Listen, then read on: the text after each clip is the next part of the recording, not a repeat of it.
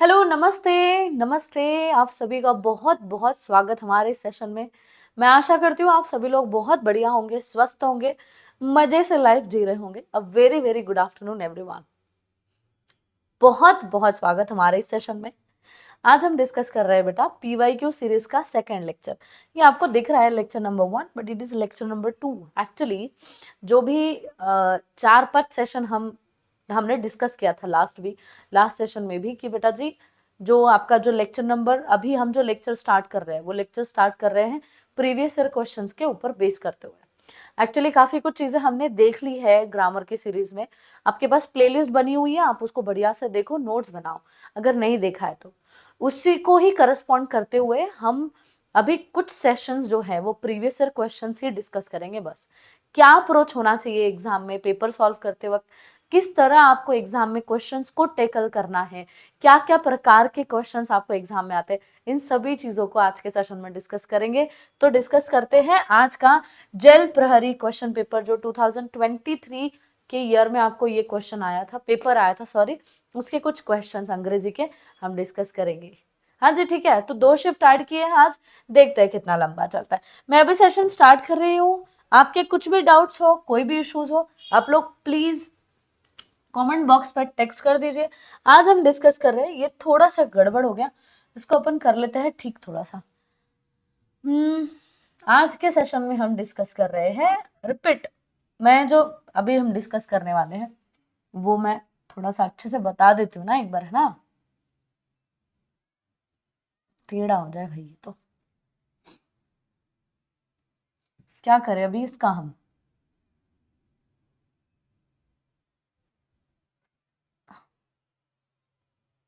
हाँ ठीक है, कोई दिक्कत नहीं, ऐसे भी है तो अच्छा ठीक है। ओके, तो आज हम क्या क्या डिस्कस कर रहे हैं, तो आज हम डिस्कस कर रहे हैं बेटा जेल प्रहरी का क्वेश्चन पेपर। जेल प्रहरी एग्जाम हुई थी आपके 2023 ईयर में, लास्ट ईयर। तो उसी एग्जाम का पूरी मतलब उसी एग्जाम का एनालिसिस हम लेने वाले हैं। कैसे कैसे प्रकार के प्रश्न पूछे गए थे, क्या लेवल था प्रश्नों का, प्रश्नों को पूछते वक्त उनका क्या अप्रोच था और हमें आंसर देते वक्त हमारा क्या अप्रोच होना चाहिए, ऐसी बहुत सारी बातें मैं यहाँ पर एक्सप्लेन करूंगी। सेशन पूरा एंड तक देखिएगा, बहुत मजा आएगा आपको। ठीक है जी बेटा, तो स्टार्ट करते हैं। सबसे पहला प्रश्न इसमें जो पूछा गया था, एक 2 शिफ्ट हमने ऐड की है, ये प्रश्न था, ये मैंने कभी तो मैराथन में भी डिस्कस किया था आई गेस सो। तो प्रश्न था that grizzly bears eat worms and grasses may surprise people, but the bears actually eat a huge range in things. Actually बात ऐसी है, यहाँ पर जो दिया है grizzly bears eat worms and grasses, तो worms and grasses absolutely right। यहाँ पर आपको आंसर दिखता है डी ऑप्शन। क्वेश्चन है identify the segment in this sentence, sentence का वो सेगमेंट पहचानो which contains the grammatical error from the given option, जिसमें ग्रामेटिकल एरर जो है वो दी गई है। आपके पास 4 ऑप्शन है, ऑफकोर्स आपको जवाब दिख रहा है, that is option number D. ठीक है, पर कैसे, क्यों ऑप्शन नंबर डी आपका क्वेश्चन का आंसर होना चाहिए, ये हम डिस्कस कर रहे हैं। तो बेटा जी हम यूज रेंज इन थिंग्स नहीं बोलते, यूज रेंज ऑफ थिंग्स बोलते हैं। यूज या फिर बेसिकली अवॉइड हम कहते हैं, अवॉइड रेंज ऑफ थिंग्स, ये होगा आपका परफेक्ट इंप्रूवमेंट। अब इंप्रूवमेंट का सवाल है नहीं, ऐसे सवाल आपको बहुत अच्छी तरह से एग्जाम में पूछे जाते हैं। स्पॉट डियर, आपको ग्रामर पूछना हो तो स्पॉट डियर के सेंस से पूछते हैं। तो कह दिया भाई a wide range of things, not a huge range in things, ये ऑप्शन गलत है। बाकी तो बढ़िया है, बाकी कोई स्टेटमेंट में गलती है नहीं। तो सबसे पहला क्वेश्चन आपको पूछा था ग्रामर पर और वो था स्पॉट द एरर। हाँ जी ठीक है, ये हो गया हमारा, हमने डिस्कस कर लिया इसको बढ़िया से, सब समझ गया आपको, इसमें कोई दिक्कत नहीं है। आपको ज्यादातर बच्चों को ये लगता है कि मैम इसमें जो ये दिया है ना, क्या कहते हैं हम, वर्म्स एंड ग्रासेस, इसमें पक्का गलती है। तो जी नहीं, इसमें कोई गलती नहीं है, ये बिल्कुल सही है। वर्म्स हम कहते हैं एंड ग्रास, हमने एक्चुअली ग्रासेस ये टर्म हम बहुत कम यूज करते हैं, पर grasses is right term. Select the antonym of the given word, of course vocabulary आपको पूछेंगे। आपको अगर 20 क्वेश्चंस इंग्लिश में उनको देने हैं तो आपको जरूर वोकैबुलरी पूछी जाएगी, एक बार ध्यान में रखिए। तो क्या है भाई कंप्लेंट, इस वर्ड का एंटोनिम बताइएगा। अब कंप्लेंट क्या होता है ना, हमें जो वर्ड का सिनोनिम एंटोनिम पूछा जाता है वो वर्ड तो हमें इजी लगता है, परंतु जो ऑप्शंस में दिए हुए वर्ड्स होते हैं उनकी जरा दिक्कत होने लगती है। तो ध्यान में रखिए, ऑप्शन में कोई भी वर्ड है आपको पता होना चाहिए। पहली बात तो ये प्री रिक्विजिट है, इसका वोकैबुलरी आपको पता होनी चाहिए। अगर आपको पता नहीं है कि भाई साहब ये जो वोकैबुलरी है, ये वोकैबुलरी का क्या अर्थ होता है, तो तुक्के नहीं लगाइएगा, माने फ्लुक नहीं करना है आपको। आपको वोकैबुलरी आती है तो ही अटेम्प्ट करिए। अगर आप जा सकते हो, लाइक डिफाइंड का आपको अर्थ समझ में आता है, मिसट्रस्ट का अर्थ समझ में आता है, डिस्क्रेट का अर्थ समझ, पर ठीक है टॉलरेंट का अर्थ नहीं समझ आता, तो फिर आप तुक्का लगा सकते हो। पर if you are blank about everything, so you shouldn't get a chance. समझ गए? अच्छा ठीक है, कंप्लेंट इसका जो सही एंटोनिम है वो है डिफाइंड। डिफाइंड ये इसका सही एंटोनिम है। Mistrust, discredit, discreet and tolerant, इन सभी को हम सिनोनिम मान सकते हैं। मिसट्रस्ट माने ट्रस्ट ना होना, डिस्क्रीट इसका अर्थ होता है जिसपे आपको विश्वास नहीं है ऐसा, एंड टॉलरेंट, टॉलरेंट माने आपको नहीं पसंद आ रही है कोई चीज जिसके बारे में यू आर बीइंग टॉलरेंट, बस आप सह रहे हो या फिर कुछ तो सह रहे हो बस, दैट इज, तो you have a complain about something, that is complaint. Okay, बढ़ते हैं वोकैबुलरी की ओर, सॉरी अगले प्रश्न की ओर। अगला प्रश्न है भाई बंकम। कहते हैं बंकम इस वर्ड का मतलब, out of the 4 alternative select the word similar in meaning of the word बंकम। बंकम इस वर्ड का अर्थ होता है नॉनसेंस, बातें करना, बकवास करना, बकैती करना। अब इस वर्ड का जो आपको वर्ड आंसर दिखता है वो आंसर दिखता है बेलोनी। अब ये जो वर्ड है ये आपका सिनोनिम है, इसका सिमिलर माने बेलोनी और बंकम दोनों। फिर हमड्रम, इन्वेंशन और लुक्र। लुक्र क्या है? तो हमड्रम नहीं आएगा, इन्वेंशन बिल्कुल ही नहीं, लुक्र मतलब मनी होता है, ल्यूकर आई गेस ये सही प्रोनाउंसिएशन है इसका, मतलब मनी होता है, ये इसका जवाब बिल्कुल भी नहीं हो सकता है। हाँ जी ठीक है, वोकैबुलरी वैसे भी आपको पता है क्या अप्रोच होना चाहिए वोकैबुलरी का, वोकैबुलरी आपको करनी है। ये जो वोकैबुलरी है मैं सच बताऊं तो आपको काफी अच्छे लेवल की मतलब टफ वोकैबुलरी जेल प्रहरी के पेपर में पूछी गई थी।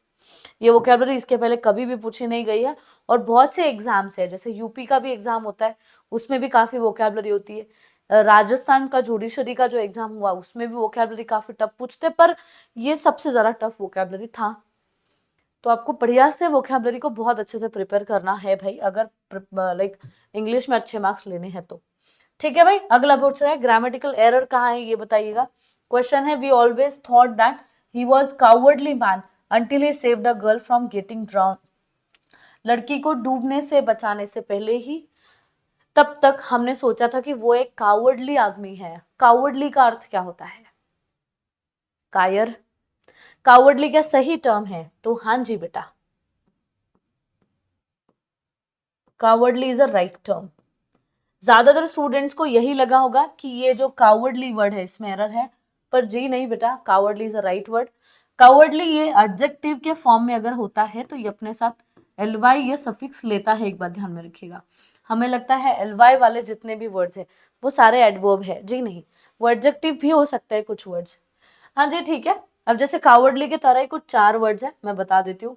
एक वर्ड है निगार्ड, माने आप थोड़े कम खर्चीले होंगे तो उनको बोलते हैं निगार्ड।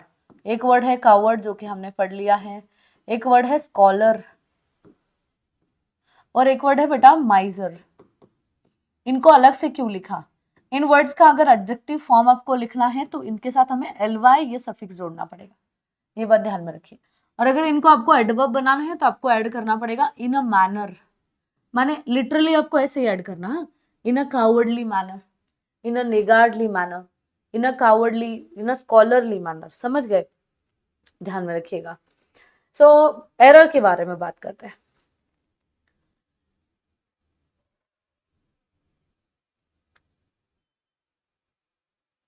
एक सेकेंड ना,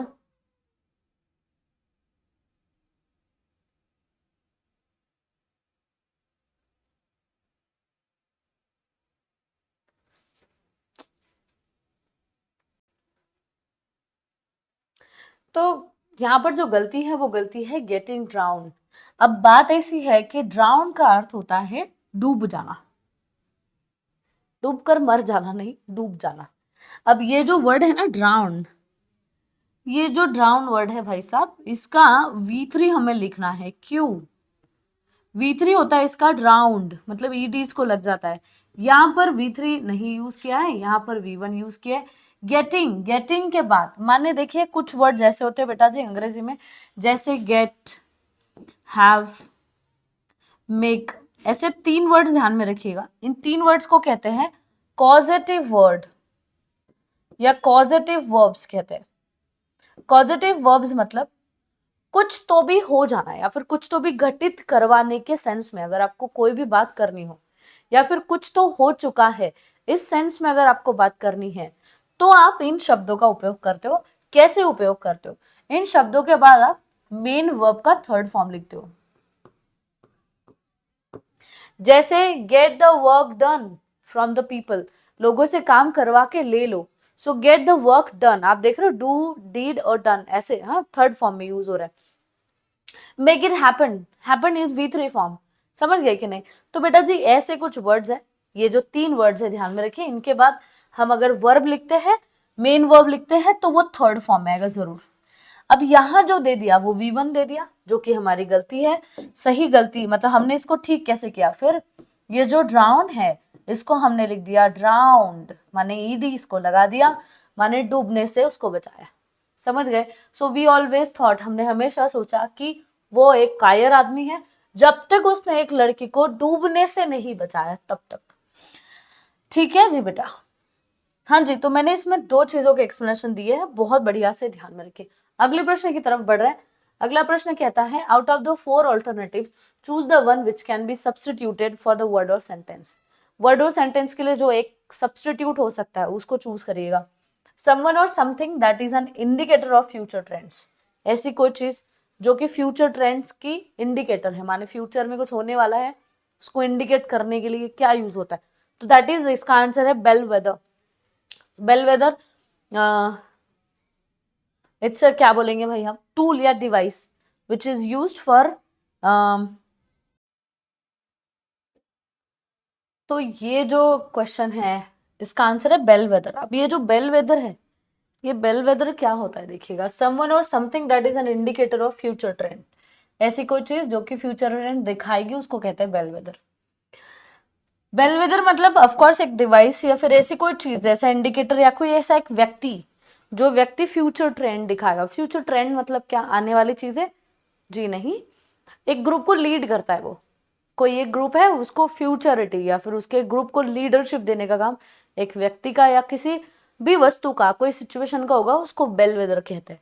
ये टर्म थोड़ा अलग है, ये टर्म एक्चुअल टर्म अगर देखा जाए लिटरली तो फ्लॉक ऑफ शिप होता है ना, तो फ्लॉक ऑफ शिप में जो एक हाथ शिप होती है जो जो बिल्कुल सबको रास्ता दिखाती है, सारे शिप को रास्ता दिखाती है, उनको कहा जाता है बेल वेदर। तो वो एक इंडिकेटर है ऑफ कोर्स। अच्छा, तो इसका आंसर रहेगा बेल वेदर। अब ब्लॉन्ड मतलब क्या होगा? तो ब्लॉन्ड मतलब इज अ लाइक कलर होता है ना, हेयर कलर ब्लॉन्ड जो करवाता है। Flaxen is a yellow colour basically. And beacon क्या होता है? तो बेकन 2 टर्म में यूज होता है। एक तो शिप, शिप मतलब कौन सी वाली शिप? अभी जहाज वाली, हाँ, समंदर वाली शिप। तो एक जो वो शिप के ऊपर एक लाइट होता है, छोटा सा फायर होता है जो कि इंडिकेट करता है या फिर लाइट दिखाता है, बेसिकली रोशनी के लिए यूज किया जाता है, दिशा दिखाने के लिए, उसको कहा जाता है बेकन। बहुत सी बार बेकन ऑफ लाइट ये टर्म यूज करते हैं उन व्यक्तियों के लिए जो लोग हमें इंस्पायर करते हैं, हमें मोटिवेट करते हैं हमारे लाइफ में। So bacon is a nice word, पर यहाँ पर उसका कोई भी रेफरेंस नहीं बनता है। हाँ जी, 1 सेकंड रुक जाइएगा, 1 सेकंड। हाँ, okay. So here we have the answer that is bellwether, हमारा आंसर आएगा। ओके बेटा, बढ़ते हैं अगले प्रश्न की ओर।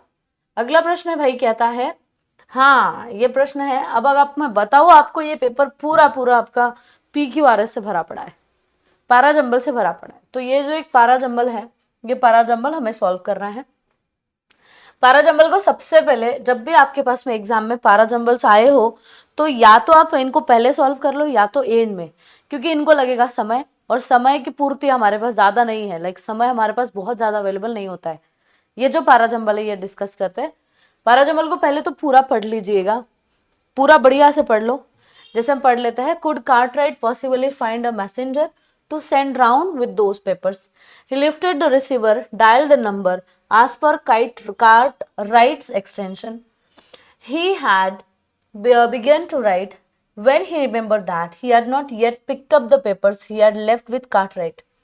He would be very grateful. हाँ जी बेटा, देखिएगा यहाँ पर आपको ना ये एक स्टोरी का सीक्वेंस लगता है, और ये सीक्वेंस स्टार्ट होता है he lifted the receiver, dialed the number, और उसके पहले आर में दिया है he had begun to write, उसने लिखना स्टार्ट किया था, तभी उसको याद आया कि उसने पेपर्स पिक नहीं किए हैं कार्टराइट के पास से, जो उसने कार्टराइट के पास छोड़े थे।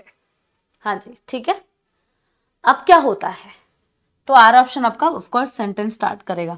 अगर सेंटेंस स्टार्ट करता तो पी ऑप्शन वैसे डिलीट हो गया। आर के बाद क्या आएगा, अब उसको याद आया तो उसने ऑफकोर्स कॉल कर लिया कार्टराइट को।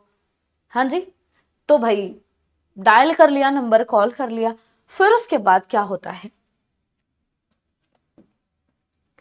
Could Cartwright possibly find a messenger, क्या उसको कोई मिलेगा ताकि वो पेपर्स भेज सके, he would be very grateful. तो पी आ गया और बच गया एस, एस को एंड में लिख दिया। बहुत ही सिंपल पैराजंबल था, आपके पास आंसर भी क्लियर था। इस पैराजंबल को सॉल्व करते वक्त हमारे पास समय कितना होता है, only 40 to 45 second, 40 to like 1 minute के ऊपर समय नहीं लगना चाहिए मैक्सिमम। वैसे तो 1 मिनट 50 सेकेंड में सब निपटाओ, बिकॉज ज्यादा समय नहीं होगा, ये बात ध्यान में रखिएगा। PQRS आपको दिए हैं, PQRS ज्यादा समय लेने वाले भी होता है। खैर ये PQRS तो बहुत इजी था, इसको जल्दी से हमने सॉल्व कर सकते थे हम लोग, परंतु ध्यान में रखिए जल्दी जल्दी सॉल्व करना है, बहुत ज्यादा you can not take time. हाँ जी ठीक है, तो ये हमारा जो जवाब है वो जवाब टिक कर दिया। अगले प्रश्न की ओर बढ़ते हैं, ये भी ऑफकोर्स PQRS। हम जब हमारा ये शिफ्ट डिस्कस करना हो जाएगा ना, देन हम डिस्कस करते हैं बेटा जी कि कितने PQRS क्वेश्चंस थे। हाँ जी देखिए, his first feeling was disappointment, उसकी पहली फीलिंग डिसअपॉइंटमेंट थी। आपको ना ऐसा लगता है कि भाई पहला वर्ड दिख गया तो हम पहले ही इसको फर्स्ट एग्जाम्पल में डाल देते हैं, ऐसा कंपलसरी नहीं है। आपको फर्स्ट वर्ड दिख गया और आपने उसको पहला एग्जाम्पल मान लिया, ऐसा नहीं होता है। बी पे आ जाओ, it was not the fallen on evil times look of the house, although that was evident it was a sheer ugliness of it. वो डिसअपॉइंट की पहली फीलिंग थी उसको, ये fallen on evil times look house का नहीं था, भले ही लग रहा था परंतु ये एक अगलीनेस था, बदसूरती थी। फॉलन ऑन इविल टाइम्स मतलब बहुत ही टूटा फूटा घर, टूटा फूटा look. Either it had been built too late to share in the grace of graceful period, या तो इसको बहुत लेट बनाया है ताकि ग्रेसफुल पीरियड में अपना ग्रेस शेयर कर सके, या तो बिल्डर के पास आर्किटेक्ट की नजर नहीं थी। पढ़ रहे हैं, देख रहे हैं, he had used the idiom of the time but it had apparently not been native to him। तो देखिएगा उसकी पहली फीलिंग डिसअपॉइंटमेंट थी। हाँ जी ठीक है, it was not a fallen on evil times look of the house।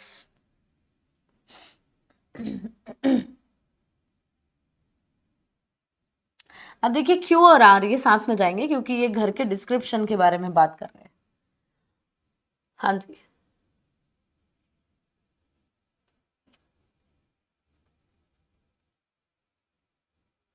Not been native to him.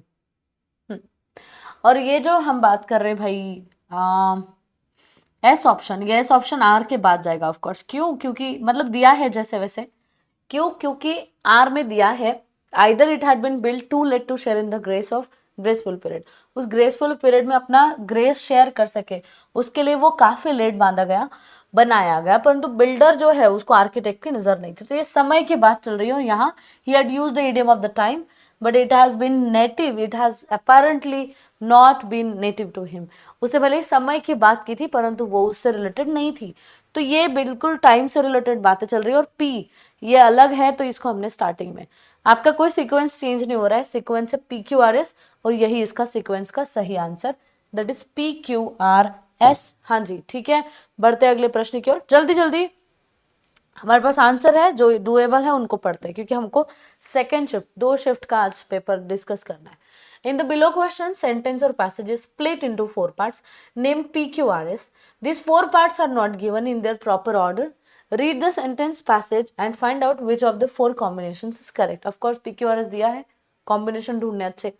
He was tired and beginning to be out of temper with Kevin, वो बड़ा थका हुआ था और केविन के ऊपर लाइक मतलब गुस्सा करने ही वाला था। आउट ऑफ टेम्पर माने भड़क जाना या इमोशंस में आके कुछ कर देना, बेसिकली बहुत ज्यादा रेज होना। He got up to help himself to more whisky, वो उठा ताकि वो ज्यादा विस्की ले सके। Holding out his other hand for Robert's glass, दूसरा हाथ भी उसने बढ़ाया रॉबर्ट के ग्लास के लिए। He shook his head without lifting his gaze from the fire, उसने उसका शुक किया हेड एंड फायर के तरफ वो देख ही रहा था कंटिन्यूअसली, मतलब वहां से नजर ना हटाते हुए। But Robert was in no mood for conviviality, conviviality का अर्थ होता है अच्छे से बातचीत करना, घुलना मिलना, मेल मिलाप में वो कोई भी बिल्कुल उसका मूड नहीं था, हैप्पी नहीं था वो basically.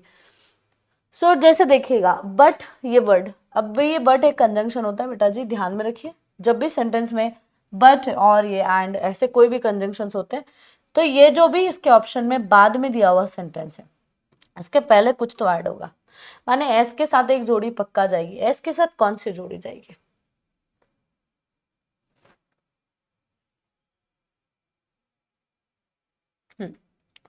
He got up to help himself more whisky, वो रॉबर्ट का ग्लास लेके उठा था और उसको ज्यादा विस्की देने के लिए, परंतु Robert was in no mood for conviviality. ठीक है, रॉबर्ट कोई अपने अच्छे मूड में नहीं था, तो एस को हमने क्या किया है भाई, क्यू के साथ जोड़ दिया है।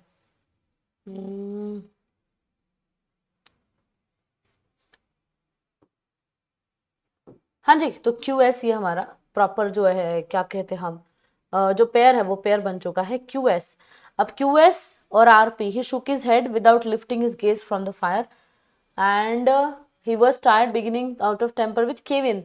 हाँ जी ठीक है, तो वो बड़ा थका हुआ था और फिर केविन के साथ उल्टे सीधे बातें कर रहा होगा। आर के बाद पी आ रहा है या पी के बाद पी के बाद में आ रहा है?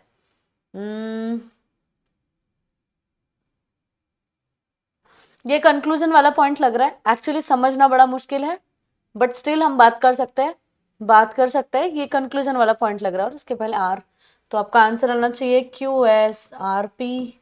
क्यू एस आर पी आपका आंसर दिया भी है। एक्चुअली कैसे, वो उसको हेल्प करने के लिए उठा कि ताकि ज्यादा विस्की दे दे, परंतु वो कोई मूड में नहीं था कॉन्विवेलिटी के, ये बिल्कुल साथ में जा रहा है। आर में दिया है, उसने उसका सिर हिलाया, कंटिन्यूसली फायर के तरफ ही देख रहा था, वो बड़ा थका हुआ था एंड वो बिगनिंग, ही वॉज बिगनिंग, वो स्टार्ट कर रहा था आउट ऑफ टेम्पर जाने के लिए केविन के साथ, माने केविन के साथ बस झगड़े पे उतरने ही वाला था, ऐसा कुछ तो आंसर है इसका। तो ये और ये दोनों पेयर बन रहे हैं और जैसा हमने अगर देख लिया क्यू और एस की पेयर बन गई, तो क्यू और एस का ऑप्शन हमारे पास एक ही बनता है, वो है ऑप्शन नंबर बी। नहीं सी भी है, परंतु इधर पी आर दिया है उधर आर पी, सो बी और सी का एक थोड़ा ड्यूअलिटी है ये। बेटा जी देखिए मैंने आपको सारे पीवाई क्यूज के आंसर दे रखे, जो भी बोल्ड में दिखेगा दैट इज योर आंसर, पर फिर उससे सोचने समझने की क्षमता खत्म नहीं कर देनी अपनी। ऐसा नहीं करना है कि आंसर दे दिया है तो फिर हमारे पास आंसर तो है, why do we need to bother so much, ऐसा नहीं भाई। सोचिएगा, जब तक आप सोचोगे नहीं तब तक इस सेशन का कोई मतलब नहीं होगा। आगे पढ़ते हैं। As Indians we are condition, चलिए मैं ना यहाँ पर तो आंसर ही नहीं है, वाह वाह बढ़िया बहुत अच्छी बात। अभी तो हम आंसर जो है वो आंसर हमें देखना है। As Indians, we are conditioned to save even the most unused items in your homes for imaginary list in just in case scenario. The benefits of getting rid of such unnecessary things and stripping down to real necessities are many, but most importantly, you will in an instant reap the benefit of much more efficient food prep space. Basically, the benefit है कि भाई unnecessary things से छुटकारा पाने का जो benefit है ये है कि आप रियल नेसेसिटीज बहुत ज्यादा पैमाने पे ला सकते हो। इंपॉर्टेंटली आपके पास फूड प्रिपरेशन के लिए बहुत ज्यादा स्पेस होता है, sufficient space.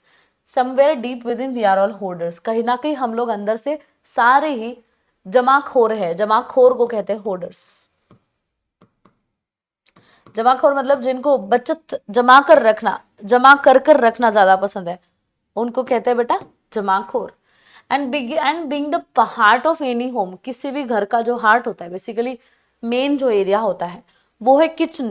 Kitchen becomes the first place to quickly turn into breeding ground of most number of unnecessary position. Kitchen ये पहली प्लेस होती है जहां पर बहुत सारे अननेसेसरी पोजीशन जो है वो हमें मिलते हैं। सेंस बनाते हैं। सबसे पहला स्टेटमेंट आएगा आपका आर। आर ये स्टेटमेंट पहले कैसे हो सकता है, देखिएगा बेटा। आर ये एक मिनट आर ये पहला स्टेटमेंट होगा या नहीं होगा, एक मिनट मुझे बात देख लेने दीजिएगा।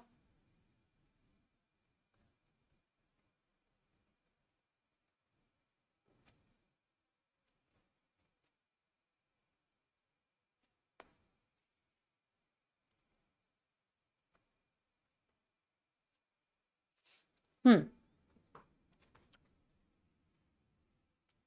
हाँ जी ठीक है, okay.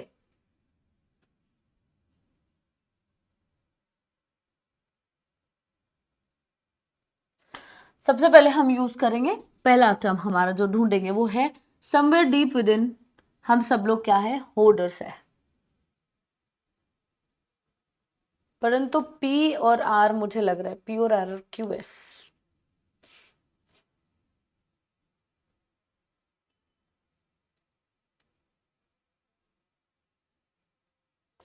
P R Q S नहीं होगा, आर पी एस क्यू होगा जी। हाँ जी, आर स्टेटमेंट को स्टार्ट कर रहा है, कहीं ना कहीं हम सब लोग होर्डर्स हैं। हाँ जी ठीक है।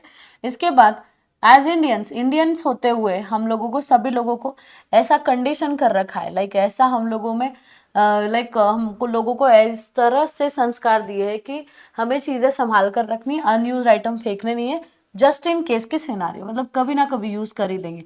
सो आरपी ये दोनों अपना एक जोड़ी बना रहे हैं, राइट। उसके बाद क्यू और एस का जोड़ी है। देखिए अभी क्यू में कहा है कि अननेसेसरी थिंग्स से छुटकारा पाने का बेनिफिट क्या होता है, तो यहाँ पर बोला एफिशिएंट फूड प्रेप स्पेस। अब बेटा जी यहाँ पर ये जो स्पेस है ये किचन होता है, किचन का इंट्रोडक्शन अभी तक आया नहीं है, तो पहले हम किचन का इंट्रोडक्शन ले लेंगे। इसमें कहा है घर का बहुत ही मेन एरिया होते हुए किचन में बहुत ज्यादा अननेसेसरी पोजीशन होता है, सो दिस इज एस। और क्यू में कहा है अननेसेसरी चीजों से छुटकारा पाने का फायदा क्या है, तो बेटा जी एस के बाद Q, R P S Q. Option number C is your absolute answer. बिल्कुल बढ़िया से आपका जवाब जो है वो यहाँ पर मिल चुका है। क्या आप समझ रहे हो हम लोग कर क्या रहे हैं? हम लोग ये बात ध्यान में रखिएगा, हम लोग पारा जंबल सॉल्व कर रहे हैं। पारा जंबल का जो अप्रोच होना चाहिए उस पर मैंने बहुत अच्छे से चीजें जो है वो आप लोगों के साथ डिस्कस की है। हाँ जी बेटा, या तो आप फर्स्ट सेंटेंस ढूंढिएगा, या तो आप एक जोड़ी ढूंढिएगा जिससे आप पहचान सको, या तो लास्ट सेंटेंस। अगर आपको तीनों ना मिले तो फिर तो आपके पास ऑप्शंस काफी कम है, फिर आप देख लीजिएगा। नहीं ऐसा नहीं है, मिलता है तीनों में से कुछ तो एक, कोई तो एक चीज जरूर मिलती है। हाँ जी, अब देखिएगा आगे बढ़ते हैं। In a day time we see them in fields, we see them in fields and on the trees and hedges and on the cliffs. Where are all the birds at night? But in the evening, when the sun sets, we hear them singing as if they were saying good night, and then they disappear. They fade in the garden, orchard and the wood. हाँ जी, दे ये word use किया है। एक बार ध्यान में रखिएगा, जब भी हमको फर्स्ट सेंटेंस ढूंढना हो तो फर्स्ट सेंटेंस के लिए ध्यान में रखिए, अगर कहीं पर नाउन दिया है और कोई और सेंटेंस में प्रोनाउन दिया है तो आपका फर्स्ट सेंटेंस नाउन वाला ही होगा, माने जिसमें नाउन लिखा हो वही आपका फर्स्ट सेंटेंस है। अब कहाँ नाउन लिखा है, तो यहां पर एक नाउन दिया है। हाँ जी, where are all the birds at night. हाँ जी, कहाँ होते हैं रात भर वो, रात को वो। बाकी सब में इनके लिए दे ये वर्ड लिखा गया है। अब हमारे पास फर्स्ट स्टेटमेंट आ चुका है क्यू, कोई दिक्कत नहीं, एक ऑप्शन टल गया। क्यू के बाद क्या आएगा, पी आएगा। रात में कहाँ होते, in the day time we see them in the fields, मतलब दिन में तो हम उनको यहां वहां देख लेते हैं। हाँ जी ठीक है, क्यू के बाद पी आ रहा है, क्यू के बाद पी आया तो क्यू और एस वाला ऑप्शन हट गया, या तो बी आएगा तो D, Q P R S या एस आर। अब देखिए आर में दिया है but in the evening, but R में ना बेटा जी बट इस वर्ड से शुरुआत होती है। बट ये कंजंक्शन दो सेंटेंस को जोड़ता है। अगर किसी सेंटेंस की शुरुआत में आपको बट दिखता है तो उसके पहले कुछ आएगा, इतनी बात ध्यान में रखिए। इसके पहले माने आर के पहले क्या आएगा, एस, क्योंकि एस ही बचा है अब, तो आर के पहले एस आना है, तो आपका आंसर आएगा Q P S R. That is option number B will be your answer. क्या मेरी बात समझ गए, अप्रोच समझ रहे हो? आपको कंजंक्शंस पे बहुत ध्यान देनी है ताकि आप पेयर बना सको सही, और आप लोगों को बहुत बढ़िया से फर्स्ट सेंटेंस पे भी बहुत अच्छे से फोकस करना है।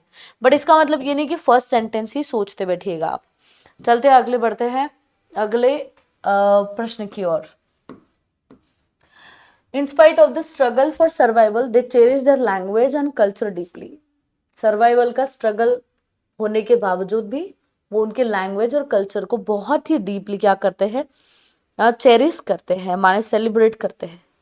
The lives are govern by the land but their hearts are govern by a yearning for identity. उनके जो लैंड्स है वो लैंड्स को गवर्न करते, लाइक उनका जो जिंदगी है वो लैंड के द्वारा गवर्न की गई है, परंतु उनके जो हार्ट है वो अभी भी आइडेंटिटी के द्वारा ही गवर्न किया जा रहा है, रूल करना, बेसिकली गवर्निंग का। The question of independence has hung over the Moldovan region of Gagauzia for decades. Its people are desperately poor and rely on agriculture to survive. पढ़ लिया? पढ़ने के बाद ध्यान में रखिएगा, फर्स्ट सेंटेंस ढूंढने के लिए नाउन वाला सेंटेंस ढूंढिएगा जिसमें नाउन दिया हो। कहाँ है भाई? और ऑप्शन में दिया है जी बेटा नाउन, इसमें दिया ना किसके बारे में बात चल रही है, तो गगाउजिया जो है उनके बारे में। ठीक है, आर लिख लिया फर्स्ट। सेकंड देखते हैं भाई, their lives are govern its people are desperately poor. यहाँ के लोग बहुत डेस्परेटली पुअर, यहाँ के माने एरिया की बात चल रही है, तो एस ऑप्शन आर के बाद आना चाहिए। आर के बाद एस ऑप्शन कौन सा है? A option. आपका जवाब आ गया ए ऑप्शन। इतना सिंपल है बेटा, बट फिर स्टिल हम देखते हैं, बिल्कुल आर के बाद एस आ रहा है, एस के बाद P Q, in spite of the struggle, है ना, सर्वाइव की बात चल रही है, स्ट्रगल होने के बावजूद भी सर्वाइवल का मैच कर रहा है, नहीं कर रहा है, तो आर के बाद तुरंत पी वर्ड क्या है, दोनों का कीवर्ड सर्वाइवल आप देख लोगे तो आपको समझेगा कि ये इसके बाद ही आएगा। और चौथा द लाइव्स आर गवर्न, अब फिर बच क्या रहा है भाई, क्यू बच रहा है, तो आपका आंसर आएगा आर एस पी क्यू। समझ गए? कोई दिक्कत, कोई परेशानी? पक्का? Are you sure? बढ़ते अगले प्रश्न की ओर। अगला प्रश्न कहता है, in the following question a sentence has been given in active voice. Question में सेंटेंस एक्टिव वॉइस में दिया है, आपको पैसिव वॉइस करना है। हाँ जी ठीक है, एक्टिव या पैसिव में दिया है, आपको करना है। सवाल तो ये आता है, सेंटेंस एक्टिव में है या पैसिव में, ये कैसे पहचाने, हाउ टू आइडेंटिफाई। तो मैंने आप लोगों से बहुत अच्छे से ये बात बताई थी बेटा, जो भी सेंटेंस में आपको टू बी के फॉर्म के बाद, या फिर नॉट लाइक टू बी का फॉर्म, हाँ जी टू बी का फॉर्म ही, सॉरी, टू बी फॉर्म्स के बाद आपको सेंटेंस में जब भी वर्ब का थर्ड फॉर्म दिख जाए तो समझ जाइएगा वो एक पैसिव वॉइस की रचना है। अब क्या इसमें टू बी के फॉर्म के बाद आपको थर्ड फॉर्म दिखता है? जी नहीं, माने ये एक्टिव वॉइस है, एक्टिव वॉइस है तो इसको हमको टू बी के फॉर्म के बाद थर्ड फॉर्म करना है। तो भाई देखिएगा, इट इज टाइम टू एक्सपेडिएट, ध्यान में रखिएगा, जब भी किसी भी सेंटेंस में 2+V1 दिया हो तो वो एक्टिव वॉइस है, और उसका अगर हमें पैसिव करना है तो पैसिव करते वक्त टू बी प्लस V3 कर दीजिएगा, माने लिटरली आपको टू बी ही करना है, टू बी के फॉर्म्स नहीं। हाँ जी, कि टू बी भी टू बी का फॉर्म ही है। तो it is time to expediate tangible policy intervention, it is time for the tangible policy to expediate, it is time for the tangible policy intervention to be expediated. Expediate करना माने जल्दबाजी करना। It is being time की कोई जरूरत नहीं है, it is going to be कोई जरूरत नहीं है, इट इज टाइम आप यूज करेंगे। यहाँ पर 2V1 दिया है, ये भी बिल्कुल गलत, यहाँ पर 2B V3 दिया है, this is absolutely right. Option number B is your answer बेटा जी।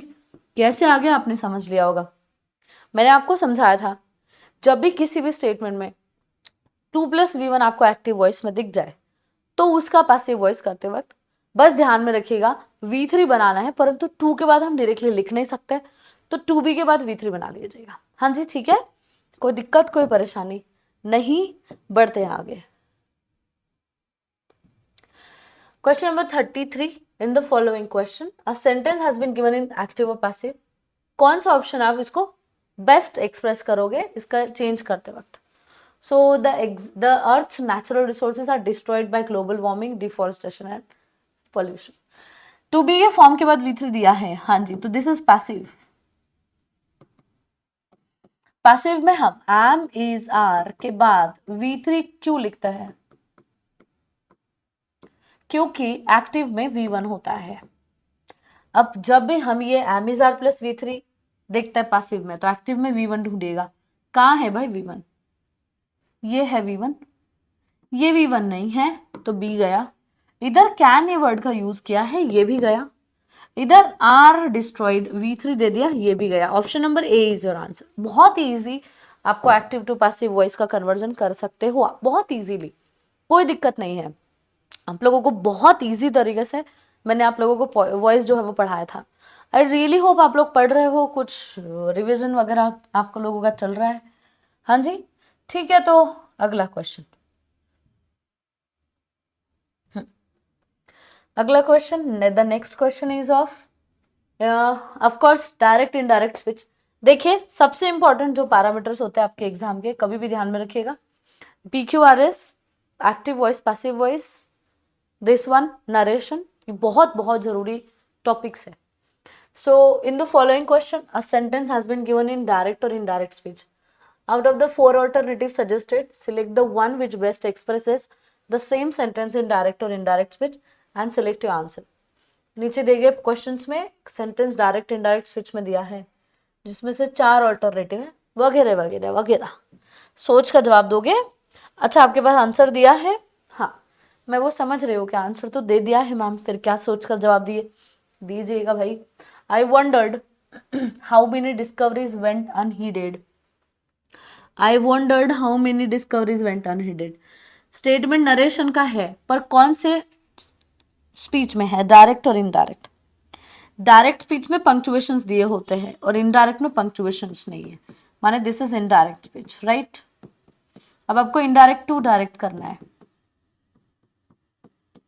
तो इनडायरेक्ट टू डायरेक्ट करते वक्त हम क्या करेंगे? How many discoveries went unheeded, I wondered. यहाँ पर वंडर हुआ है, माने स्टेटमेंट आपका एक्सक्लेमेटरी होगा।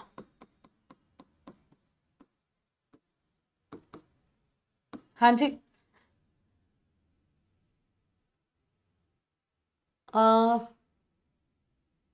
नहीं, स्टेटमेंट, हाँ जी, नहीं नहीं नहीं, इंटरोगेटिव होगा, आई एम सॉरी।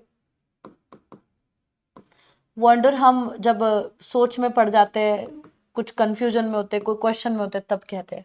हाँ जी, इंटरोगेटिव, सारे इंटरोगेटिव है वैसे भी। I wonder how many discoveries went अनहीडेड।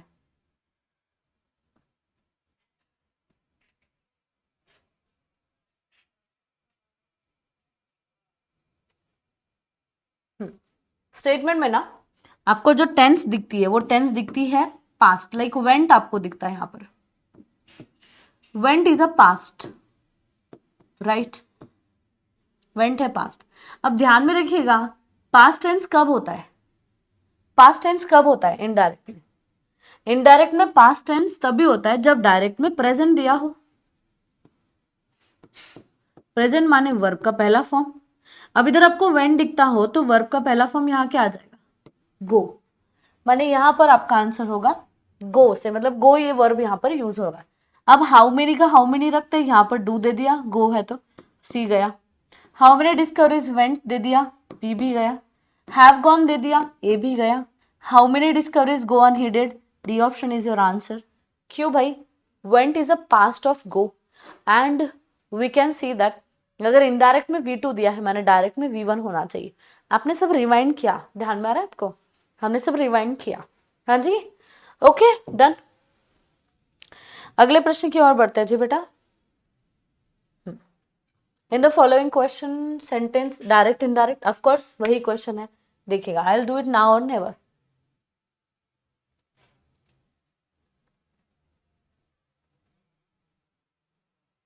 Rahul said I will do it now or never. इस सेंटेंस में Rahul said I will do it, will का क्या होता है जी बेटा?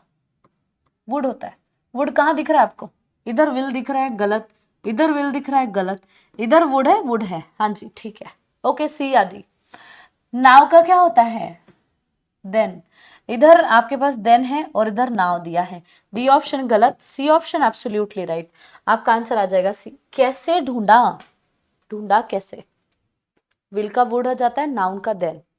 ये जो आप अब देख रहे हो, जब भी डायरेक्ट इनडायरेक्ट स्पीच हम सॉल्व करते हैं तब आपका अप्रोच सबसे पहले टेंसेस पर जाना चाहिए, फिर उसके बाद टाइम, सिचुएशन। इनसे तो आप इजीली डायरेक्ट इनडायरेक्ट स्पीच है उसका आंसर दे सकते हो। हाँ जी, तो बेटा ठीक है, यहाँ तक क्लियर हो चुका है, बढ़ते आगे। Select the most appropriate antonym of the given word. Given word का एंटोनिम बताइएगा। एक्स्ट्रावगेंट। एक्स्ट्रावगेंट इस वर्ड का अर्थ होता है खर्चीला। जो लोग बहुत ज्यादा खर्च करते हैं उनको कहते हैं एक्स्ट्रावगेंट।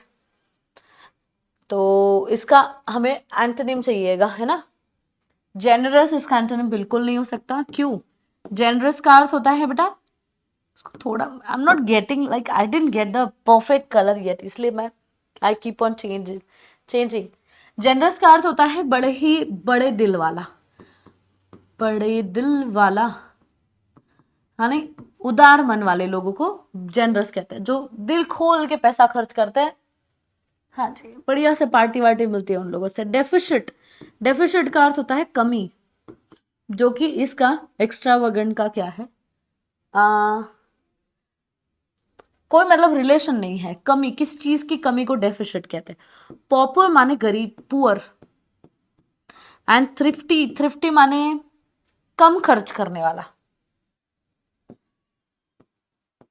खर्च करेगा बट बहुत ही सोच समझ कर। अब हमें चाहिए एंटोनिम। अब एक्स्ट्रावेगेंट का एंटोनिम आएगा thrifty. Option number D is your answer. Generous, deficit और पॉपुलर, इनका कोई संदर्भ नहीं है इनके साथ। हाँ जी ठीक है, बढ़ते हैं अगले प्रश्न की ओर। अगला प्रश्न कहता है टू डिस्ट्रॉय कंप्लीटली। इसका सेम ग्रुप ऑफ वर्ड बताइएगा। इसका आंसर आएगा एक्सटिरपेट। एक्सटिरपेट का अर्थ होता है पूरी तरह से खत्म करना। हेक्टर, थंडर, हैंग फायर नहीं होगा। हाँ जी ठीक है, ओके, बढ़ते अगले प्रश्न की ओर। अगला प्रश्न, हाँ जी, कहते हैं हैस्टी, इस वर्ड का अप्रोप्रिएट सिनोनिम जो है वो बताइएगा। हैस्टी, हैस्टी माने क्या? हैस्टी डी,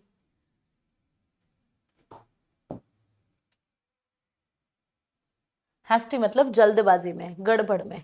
इसका जो एंटोनिम आएगा, सिनोनिम पूछा है, राइट, सिनोनिम। सिनोनिम आएगा एक्सपीडिशियस। एक्सपीडिशियस माने जल्द जल्दी, स्पीडी जो काम किया जाता है उसको बोलते हैं एक्सपीडिशियस। तो लॉक्ड ये नहीं आएगा, रेस्ट्रिक्टेड नहीं आएगा, लेड बैक नहीं आएगा, कोई दिक्कत नहीं। समझ गए? हमारा जवाब एक्सपीडिशियस आना चाहिए। आपका वोकैबुलरी एकदम ऑन पॉइंट होना चाहिए अगर ऐसे प्रश्नों को आप लोगों को टैकल करना है तो। अगला बढ़ते हैं। Students of Saint Xavier's fill in the blank away all the prizes. bears away, bore away, born away, wearing away. born away का अर्थ होता है, देखिए एक टर्म होता है जी बेटा, born away। born away का अर्थ होता है to take something और to carry something, कुछ लेकर जाना अपने साथ। अब देखिएगा स्टूडेंट्स कहाँ है, that is in the plural form. अगर प्लूरल सब्जेक्ट हो तो वर्ब आपका सिंगुलर नहीं हो सकता। बेयर्स इज अ सिंगुलर, गलत। बोर नहीं आएगा, बियरिंग नहीं आएगा। क्यों नहीं आएगा बियरिंग भाई? क्योंकि यहाँ पर टू बी का फॉर्म नहीं दिया है, हमारे पास एक ही ऑप्शन बच रहा है, बॉर्न। हाँ जी, ये जो बोर है ना, ये कौन सा बोर है? कौन सा बोर है ये? समझ गए? ओके, चलिए बढ़ते हैं अगले प्रश्न की ओर। लास्ट प्रश्न, लाइक 39, क्वेश्चन नंबर 39, 39 हो गया, 40 कहता है select the most appropriate antonym of the given word. नीचे दिए गए वर्ड का मोस्ट एंटोनिम, अप्रोप्रिएट एंटोनिम जो है वो बताइएगा। वर्ड है विशियस। विशियस का अर्थ होता है बड़े ही खतरनाक, लाइक डेंजरस। डेंजरस का हमें ढूंढना है अप्रोप्रिएट एंटोनिम। तो इसका एंटोनिम होगा gentle. Not poor, not privilege, not influential. Influential मतलब बहुत प्रभावी, प्रभावशाली। प्रिविलेज माने जिसको प्राधान्य दिया है उसको कहते हैं प्रिविलेज। एंड पुअर मतलब पता है आपको। जेंटल मतलब बड़े ही सौम्य, बहुत ही सॉफ्ट, सेंसिटिव, उनको कहते हैं जेंटल। और डेंजरस का अपोजिट तो जेंटल से बेटर कोई वर्ड होगा ही नहीं। हाँ जी, तो यहां तक हमने क्या किया, इन 20 क्वेश्चंस को बहुत अच्छे से जाना है, परखा है, बहुत अच्छे से देखा है। अब हम बात करेंगे अगले शिफ्ट की, शिफ्ट नंबर 2। हाँ जी, ठीक है, तो डिस्कस करते हैं।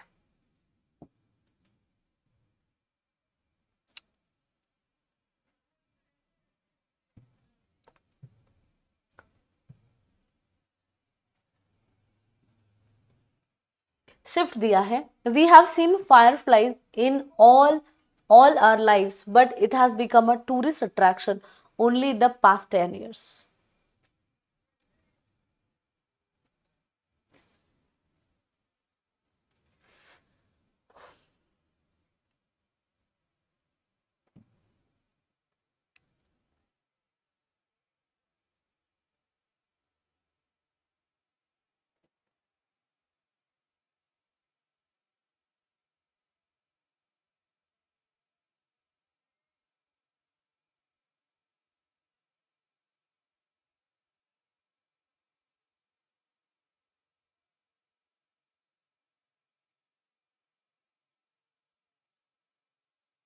यहां पर जो जवाब है, कहां पर आपको एरर दिखता है, तो we have seen fireflies all our lives, ये आपका गलत है option. We have seen fireflies, that is right, it has become right, tourist attraction, that is right, all our lives ये गलत है, कैसे?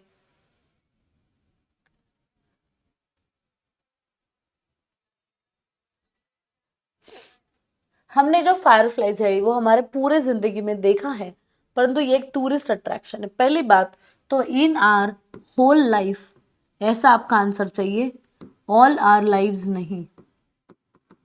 हमारे पूरे लाइफ में हमने ये जो फायरफ्लाइज है देखे, परंतु ये पिछले 10 सालों से टूरिस्ट का अट्रैक्शन हुआ है। तो इन आर होल लाइफ, हमने हमारे पूरे लाइफ में इनको देखा है, not all our life, in all our whole life. समझ गए? ओके जी बेटा, बढ़ते हैं अगले प्रश्न की ओर। Question number 22, an official pardon for people convicted for political offences, इनको किसको क्या कहा जाता है? वोकैबुलरी आपको अच्छा खासा लेवल पर पूछा जाता है, ठीक है।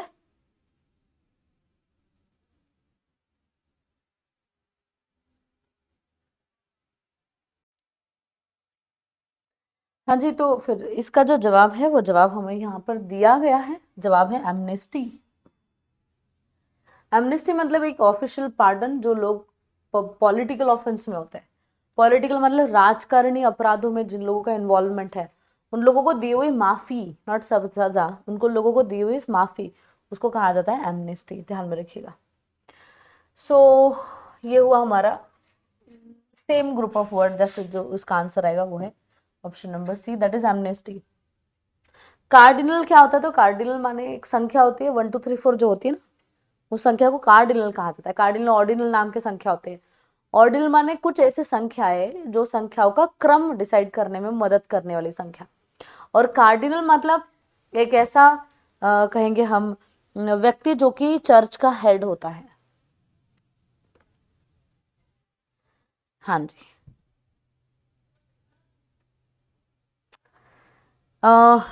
इक्वाइन इस वर्ड का अर्थ होता है related to horse, and debacle is a पराजय, डिबैकल इज पराजय, है ना, पराजय, आपकी हार हो रही है किसी चीज में, that is debacle. Equine related to horse, and cardinal church का जो हेड होता है उसको भी कहते हैं, और संख्या जो होती है वो भी। So they are the amnesty, right. चलिए बढ़ते हैं अगले प्रश्न की ओर। प्रश्न क्रमांक 23, अ पर्सन हु ड्रॉज और प्रोड्यूसेस अ मैप, एक व्यक्ति जो मैप ड्रॉ करता है उनको कहा जाता है बेटा कार्टोग्राफर। शॉफर तो ड्राइवर होता है, तो ये नहीं हुआ। कोरियोग्राफर नहीं आएगा। कैलीग्राफर जिनकी हैंडराइटिंग बहुत सुंदर है उन लोगों को कहा जाता है कैलीग्राफर, तो कैलीग्राफर भी इसका जवाब नहीं है। यहाँ पर जवाब आएगा कार्टोग्राफर। हमने जवाब देख लिया। बढ़ते हैं अगले प्रश्न की ओर। द क्वेश्चन नंबर 23 के बाद 24, select the most appropriate antonym of the word that is illicit. Illicit का अप्रोप्रिएट वर्ड सिनोनिम हमें ढूंढना है, एंटोनिम ढूंढना है, सॉरी। सो इलिसिट, इलिसिट इसका अर्थ होता है इलीगल, या फिर जो कि लॉफुल नहीं है वो, सो इलीगल ये सिनोनिम है, अनलॉफुल सिनेमल है सॉरी सिनोनिम है, एंड इलिजिटिमेट और ये भी अभी क्या है, सिनोनिम ही है। एक के एंटोनिम दिया है वो है लॉफुल। अब यहाँ पर उन बच्चों का सवाल, अब यहाँ आप तुक्का कर सकते हो, ऐसे कुछ क्वेश्चंस आ जाते हैं आपको वोकैबुलरी में जिनमें आप फ्लूक लगा सकते हो। उन क्वेश्चंस को लाइक कैसे पहचाने, तो ये जो बेटा जी क्वेश्चंस है ना, ये क्वेश्चंस अगर आप देखोगे बहुत अच्छे से तो इसमें B A B C D, इसमें से B C D इनका एक अर्थ आता है और अलग एक ही है ए, और ये जो इलिसिट वर्ड है, ये इलिसिट वर्ड इन तीनों का जवाब तो नहीं होगा, समझ रहे हो, एक ही अलग लगता है। तो आपने अगर तुक्का भी लगा दिया तो भी ये ऑप्शन आपका जवाब आना चाहिए, समझ गए। बढ़ते अगले प्रश्न की ओर बेटा, प्रश्न क्रमांक 25। हाँ जी ठीक है, improve the bracketed part of the sentence, जो ब्रैकेट किया हुआ पार्ट है इसको इंप्रूव करना है। इंप्रूवमेंट क्या होती है, किसी भी सेंटेंस में जो एरर होता है वो एरर में सुधार लाना, इसको कहते हैं इंप्रूवमेंट। तो कहते हैं I woke up late this morning, इस सुबह मैं जल्दी उठा, सॉरी लेट उठा, सॉरी क्या हो रहा है भाई, ये लेट उठा, but I could get work on time, पर मैं काम पर समय पर जा पाया। कुड इस मॉडल ऑक्सिलरी का अर्थ होता है कुछ तो भी कर पाना, मैंने अपने पास्ट में कुछ तो कर दिया है, कुछ तो कर पाए थे आप। तो बेटा जी आई वॉज टू नहीं होगा, आई वॉज टू का अर्थ होता है आप कुछ करने वाले थे।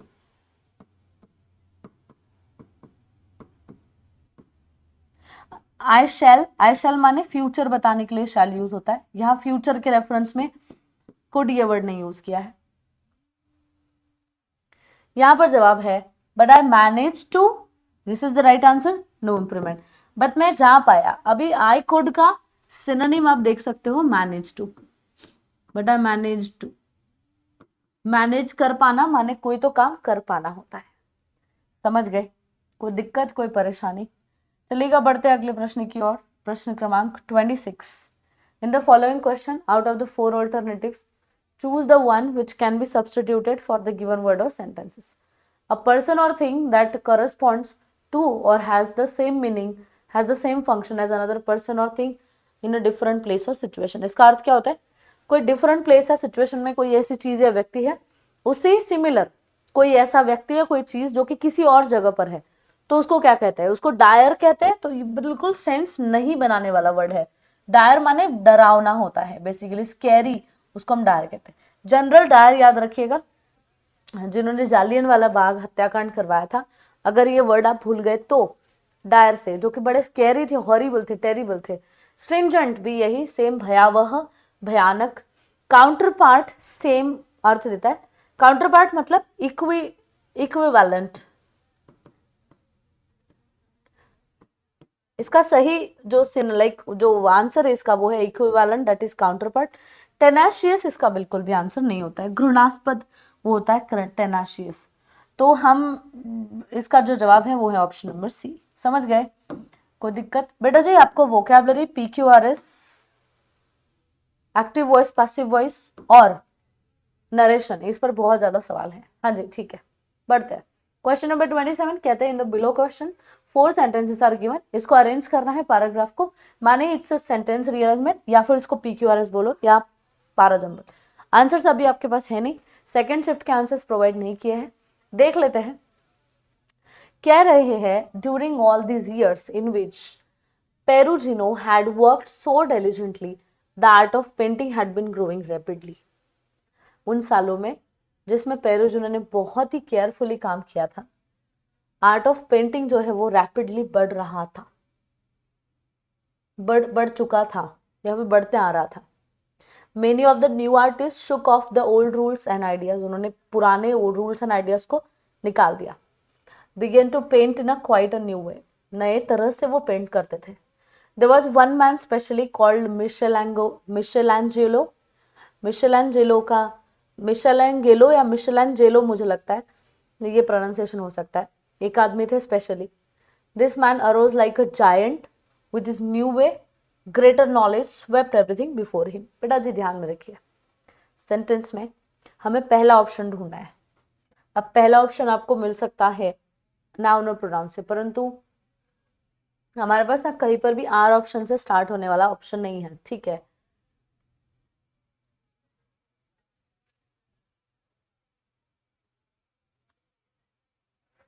देखिएगा, आपका जो स्टेटमेंट है वो ए ऑप्शन से तो बिल्कुल भी नहीं आ सकता, बिकॉज दिस मैन कहाँ है। आप ध्यान में रखिएगा, जो भी फर्स्ट स्टेटमेंट होता है वो first sentence this, that, it या दिस या दोज, इन शब्दों से स्टार्ट नहीं हो सकता। सो इसीलिए एस ऑप्शन आपका फर्स्ट नहीं होगा, माने एस एस वाले बिल्कुल निकाल दो। अब आपके पास एक ही बच रहा है, वो है P. During all these years in which Perugino had worked so diligently the art of painting has been growing rapidly. हाँ जी, ठीक है, पी। पी के बाद क्या आएगा? Many of the new artist shooked off the old rules.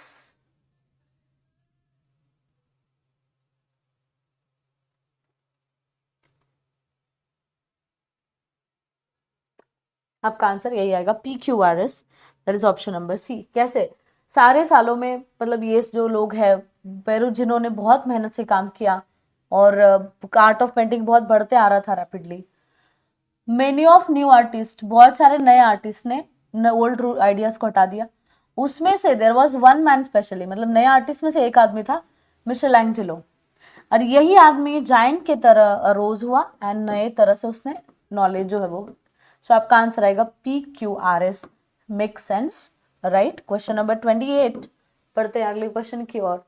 We lived in an old cabin and he always locked the door and put the key under his head nights. Father kept me with him all the time and I never got a chance to run off. Every once in a while, he locked me in and went down to the store to get some bread for exchange of the fish. We had a gun. He had a gun which he had stolen and we fished and hunted and there was what we lived on. Okay, ठीक है।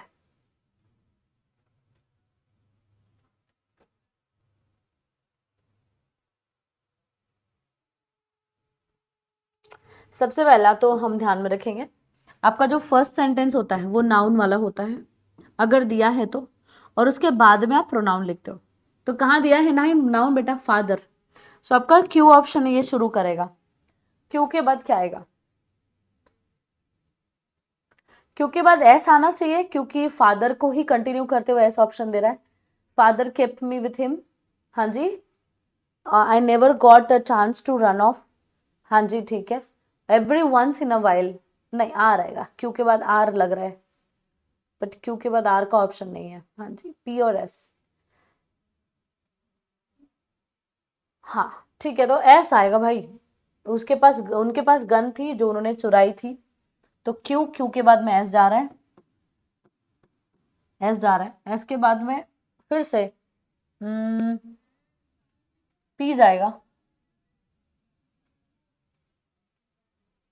हाँ, P and P के बाद में are. Q, P और are में ना lock करने की बात चल रही है जो कि कॉमन है, और इन दोनों में फादर और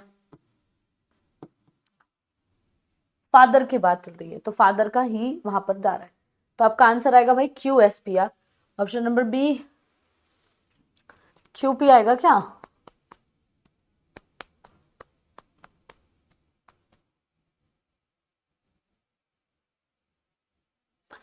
देखिए, एस और आर की जोड़ी बन रही ना, कैसे? एस में दिया है ही हैड अ गन जो उन्होंने चुराई थी, और फिश करते थे और हंट करते थे, उस पर रहते थे।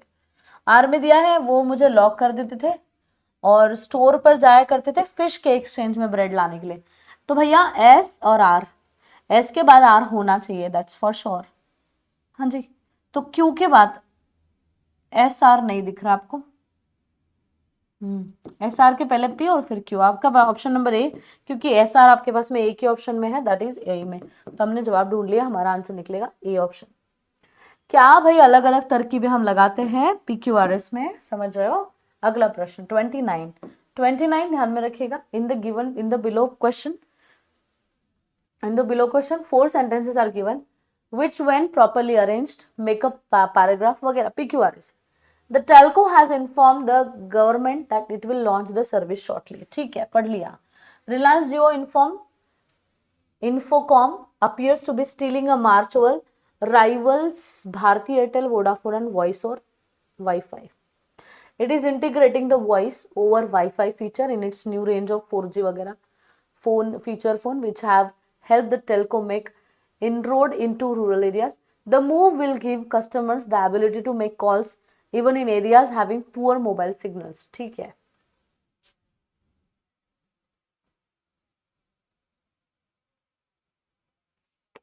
स्टेटमेंट में यहां पर दिख रहा है आपको इट इज इंटीग्रेटिंग, ये फर्स्ट स्टेटमेंट नहीं होगा.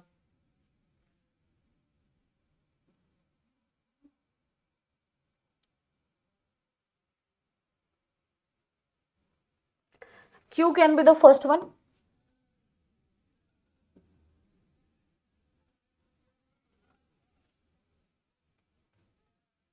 The move will give customers the ability to make calls areas.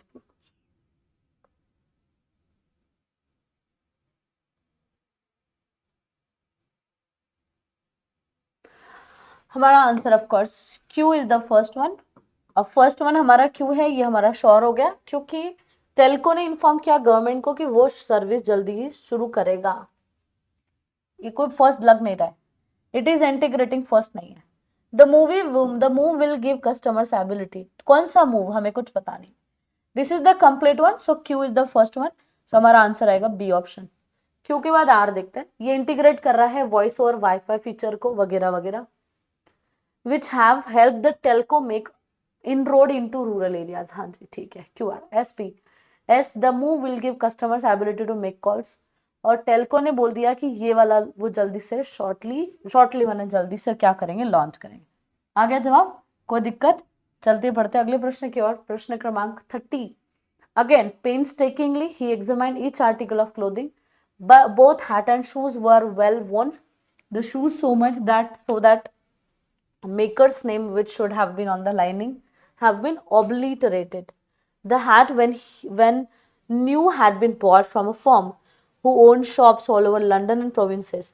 Both were good of their kind and though well worn neither was shabby. Okay.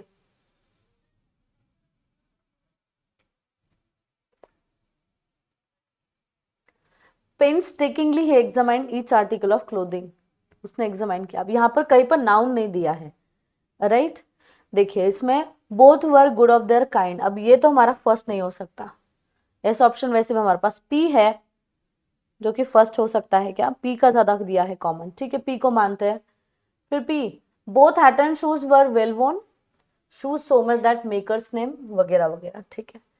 अब देखिए both hat and shoes were well worn. The hat when he had bought from the firm. जो hat जो है ये Q पहले आएगा, are बाद में जाएगा. तो पी क्यू आर एस, इसका आंसर है पी क्यू आर एस. ठीक, क्यू आर तो एक ही ऑप्शन दिखता है. देखिए पी पहले फिर क्यू फिर आर, क्यू आर साथ में जाएंगे और एस इसके एंड में. Q the hat went new bands, both were good of their kind. ऐसा आपका आंसर आना चाहिए. हाँ जी ठीक है. प्रश्न क्रमांक 30 हमारा हो चुका है. प्रश्न क्रमांक 31 पर आ जाइएगा. 31 कहता है in the below question sentence or passage split into 4 parts. But ठीक है. But good gracious what a sight the weather had done to her. ठीक है, done to her. Opening it was found that princess was standing at the door. Okay ठीक है, Q option लगता है. शुरुआत कर रहे हैं. Suddenly a knock was heard at the castle gate. Suddenly a knock was, ये हमारा फर्स्ट सेंटेंस नहीं है. One evening a terrible storm rose along the thunder lightning, the rain poured down evening. So मुझे लगता है this also can be also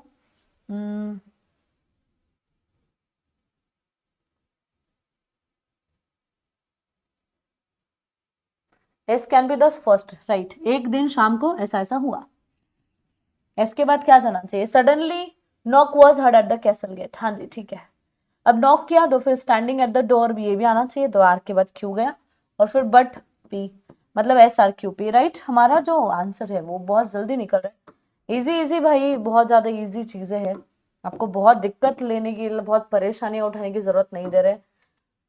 within 2 minutes even less we had forgotten all his troubles. All his troubles माने क्या है हमको नहीं पता. This new interest was valued novelty in whistling which he had just acquired from a negro. This was not because his troubles were one whit less heavy, bitter to him, man's are to a man. Rather, it was because a new and powerful interest bore them down and drove out of his mind for the time.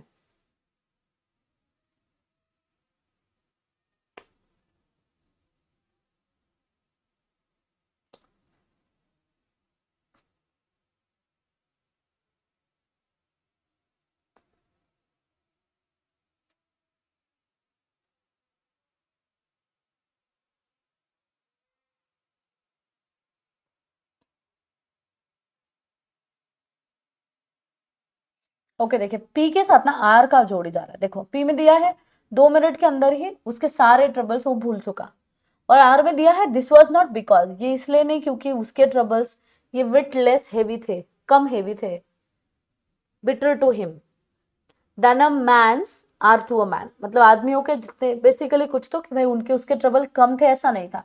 तो P और are में common word दिया है बेटा trouble, जिससे हमें लगता है कि ये दोनों एक दूसरे को जोड़ी कर रहे हैं, लाइक जोड़ी बना रहे हैं। So this new interest was valued novelty, ये मुझे नहीं लगता पहले आएगा। Rather it was because new and powerful interest bone down them. हाँ जी, तो हमारे पास एक ही ऑप्शन है P R S Q, that is option number 1, क्योंकि ये जोड़ी आपको एक ही ऑप्शन में मिलती है, फर्स्ट ऑप्शन में, ए में। पढ़ते आगे, question number 33। In the following question sentence has given active passive. Who gave you this stunning golden watch. Who का हम क्या करते हैं, हु का हम क्या करते हैं बेटा जी, हु अगर होता है स्टेटमेंट में तो हम करते हैं बाय हुम, राइट। तो by whom everything is by whom, ये हट गया बाय होम। अच्छा, हु गेव, गेव का क्या करना होता है, गेव के लिए हम वॉज वर लिखते हैं, राइट। सो यू के साथ तो हम वर लिखेंगे, this turning was given to you. हाँ जी, by whom were you given.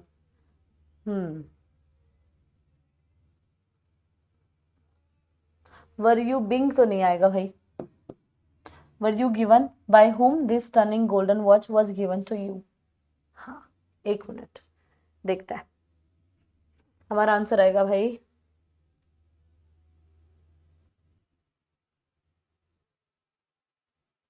Who gave you this stunning golden watch?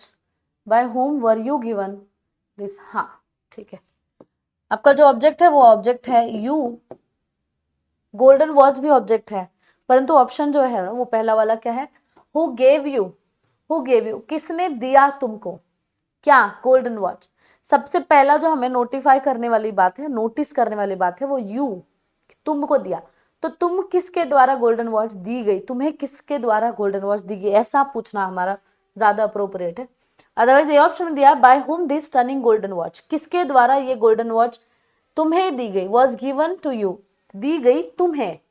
या फिर ऐसा कहोगे किसके द्वारा तुम्हें ये गोल्डन वॉच दी गई, तुम्हें माने योर, ये आपको पहले लिखना है, इसलिए बी ऑप्शन आपका आंसर पहले हो जाएगा। हाँ जी ठीक है, बढ़ते हैं अगले प्रश्न की ओर, प्रश्न क्रमांक 34। Okay, a guide will show visitors, तो यहाँ दिखा है active to passive. Will show, will का शो होगा, विल का होगा विल बी शोन। हाँ जी, वुड बी इधर दे दिया भाई वुड बी गलत है, विल बी शोन चाहिए, इधर शोड दे दिया, गलत है, will be shown, will be shown. हाँ जी ठीक है।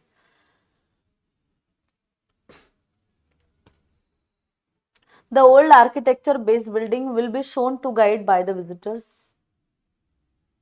नहीं नहीं, बाय अ गाइड चाहिए ना भाई, गाइड के द्वारा कि विजिटर्स के द्वारा, गाइड के द्वारा ना, हमारा आंसर बी होगा, ये ऑप्शन भी गलत। बढ़ते अगले प्रश्न की ओर, question number 35। 35 question, driver drove the car around the block for an hour. Drove, drove is a V2, V2 का पैसिव क्या करता है, वॉज वर प्लस V3 करता है, वॉज वर प्लस V3। इधर देखिए ड्रोव का वॉज प्लस V3। हाँ जी, ये दिया है, गलत हुआ। इधर वॉज बिंग दिया है, ये गलत हुआ। इधर वॉज ड्रिवन दिया है, हाँ जी ठीक है। इधर ड्रोव दिया, ये भी गलत। ड्रोव इज अ V2 ना, हमें V3 चाहिए रहेगा, तो हमारा ड्रिवन, ऑप्शन नंबर डी हमारा। कैसे, क्या अप्रोच होता है जब भी हम वॉइस पढ़ते हैं या सॉल्व करते हैं, तो हमारा अप्रोच ज्यादातर फोकस होना चाहिए हमारा टेंसेस की ओर। हाँ जी ठीक है, ये हो गया। बढ़ते हैं अगले प्रश्न की ओर, प्रश्न क्रमांक 36। Kids wrote a thing of beauty is a joy for ever, direct indirect करना है, तो भाई किड्स रोट दैट, वॉज नहीं आएगा, इज नहीं आएगा, इज ऑलवेज नहीं आएगा। क्यों? जब भी रिपोर्टेड स्पीच में यूनिवर्सल ट्रुथ दिया है तो यूनिवर्सल ट्रुथ जो है वो नहीं चेंज होता ना, वो अपने जो टेंस में आया है उसी टेंस में होगा, उसका टेंस नहीं चेंज होगा, इसलिए आपका आंसर ऑप्शन नंबर ए आएगा। इसको नहीं चेंज करना है। क्यों? A thing of beauty is a joy for ever, एक वस्तु का जो ब्यूटी है, एक ब्यूटी की जो चीज है वो है कि भाई हमेशा आप खुश रहते हो, इट्स अ यूनिवर्सल ट्रूथ। सो इसको हम टेंसेस में नहीं कन्वर्ट करते कोई और। अगला प्रश्न 37, select the most appropriate synonym of the given word. Scrap, scrap मतलब फेंक देना, इसका अप्रोप्रिएट सिनोनिम आएगा रिजेक्ट। स्टोर नहीं, होल्ड नहीं, सेव नहीं। स्टोर का अर्थ बचत करना, होल्ड का अर्थ जमा करना, सेव का अर्थ भी क्या होता है? बचत करना। 38 कहता है wrongly spelled word, wrongly spelled है सॉलिटरी, सॉलिटरी का सही स्पेलिंग है SOTARY, SOLITARY, सॉलिटरी माने अकेलेपन में, तो ये तो गलत है। हाँ जी, ठीक है। Okay, question number 39, select the most appropriate antonym of the given word. Sprightly, Sprite का अर्थ क्या होता है? स्प्राइट, एनर्जी, एंथुजियाज्म, तो स्प्राइटली, स्प्राइटली का अप्रोप्रिएट एंटोनिम ढूंढना है, एंटोनिम चाहिए हमें। सो इसका अप्रोप्रिएट आंसर एंटोनिम आएगा लिथार्जिक। लिथार्जिक मतलब डल, डलनेस। हाँ जी, तो हमारा आंसर क्या जाएगा? C option. Durable, enthusiastic, spiteful नहीं होगा। ठीक है, कोई दिक्कत? लास्ट प्रश्न, a person without settled home or regular work who wanders from place to place or lives by begging. एक व्यक्ति जिसके पास घर नहीं है, जो भीख मांग कर इधर उधर घूमता है, उसको क्या कहते हैं? उसको कहते हैं वैग्रेंट। वैग्रेंट माने एक ऐसा व्यक्ति जो बेघर होता है, उसको वैग्रेंट कहते हैं। इटिनरेंट माने ट्रैवल करने वाले लोग, माइग्रेंट माने भी ट्रैवल करने वाले लोग, और ट्राउंट माने एक ऐसा बच्चा जो स्कूल से दूर रहता है। तो ये हमारा जवाब आएगा वैग्रेंट। हाँ जी, ठीक है बेटा जी। अभी हम बात करते हैं कि हमने सेशन में जो जो देखा, तो आपको ज्यादातर प्रश्न आए हैं PQRS, वोकैब, वॉइस और नरेशन। दो ही सवाल थे बस जो कि अगले मतलब कोई और, लाइक एक था मॉडल ऑक्सिलरी का क्वेश्चन, 2 शिफ्ट हमने देखी है, और एक क्वेश्चन था आपको plural like subject verb agreement पर, और एक क्वेश्चन था बेटा जी फिक्स प्रेपोजिशन, जैसे उसमें हमने देखा था ना। हाँ जी, बाकी सारी चीजें जो है वो चीजें इसके इर्द गिर्द घूम रही थी। अगर आपने इन 4 टॉपिक्स पर भी फोकस किया एग्जाम में सॉल्व करते वक्त, तो भी आपका पेपर जो है वो बहुत अच्छे से आप परफॉर्म कर पाओगे। PQRS बहुत ज्यादा आपको एग्जाम में पूछा जाता है, ये मैंने आपको एक क्रम ही दिया है, आप समझिएगा। हाँ जी, तो इस प्रकार से हमने जेल प्रहरी का 2023 में जो क्वेश्चन पेपर हुआ था उसको एनालाइज किया। बहुत बढ़िया तरह से हमने एनालाइज करने की कोशिश की है। 2 शिफ्ट्स के क्वेश्चन मैंने आपको भेजे हैं, नोट्स में आप बढ़िया से पढ़ लीजिए, सारी चीजें बहुत अच्छे से देख लीजिए क्या अप्रोच होगा। हमने देखिए लगभग हमने 1 आवर 15-16 मिनट में पूरा सेशन खत्म किया है। ऐसा समझे, मुझे एक्सप्लेन करने में भी समय लगेगा, तो इसीलिए, वरना डुएबल क्वेश्चंस थे बहुत सारे। हाँ, वोकैबुलरी काफी टफ होता है MP का एग्जाम का, बट इट्स ओके। वोकैबुलरी के 4-5 क्वेश्चंस होते हैं, उसमें से 2-3 तो डुएबल होगी। मिलते हैं अगले सेशन में, आप बढ़िया से पढ़ाई करिएगा। अभी हम प्रीवियस ईयर क्वेश्चंस डिस्कस कर ही रहे हैं अंग्रेजी के, तो आप टेंशन ना लीजिएगा, रोज एक नया एग्जाम का पेपर आएगा। हाँ जी बेटा, see you tomorrow, take care, properly revise करो हर एक बात। बाय बाय, टेक केयर, ख्याल रखो, जय हिंद, बाय।